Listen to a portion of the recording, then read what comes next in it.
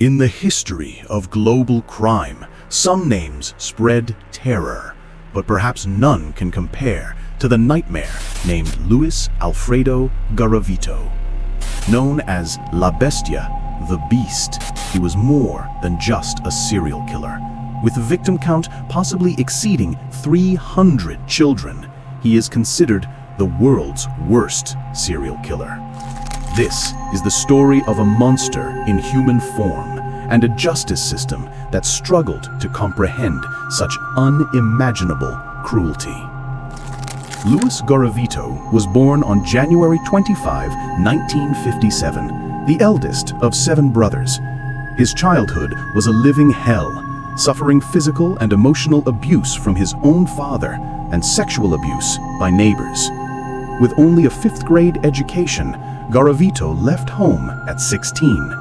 He lived a transient life, drowning in alcohol, working temporary jobs, and never staying in one place for long. The psychological scars from his childhood slowly twisted a damaged child into a predatory monster. From 1992 to 1999, Garavito carried out a massacre across Colombia. His victims were always boys aged 6 to 16, particularly poor children, street kids, whose disappearances would go unnoticed. His method was cunning. He would approach them disguised as a monk, a vendor, or a representative of a fictitious charity. He used gifts, money, or promises of easy work to lure them. Once he gained their trust, he would lead them on long walks to secluded places. When the child was exhausted, the monster inside him would emerge. He tied them up, brutally tortured them, raped them, and finally slit their throats or decapitated them. Most bodies showed signs of severe torture. He was often drunk during his crimes, leaving empty liquor bottles at the scene like a gruesome signature. The nightmare began to unravel in 1997 when a mass grave containing 25 boys was discovered. Colombian police formed a national task force to investigate. However, Garavito was only arrested in April 1999 for an unrelated crime, the attempted rape of a 12-year-old boy. He initially gave a false name, but when police investigated phone numbers found in his clothing, his true identity was revealed. The breakthrough came when a relative handed over a box belonging to Garavito. Inside were photos of his victims and a calendar believed to be his kill list. Confronted with irrefutable evidence, Garavito confessed everything. He began drawing detailed maps from memory, leading police to the locations of hundreds of other bodies.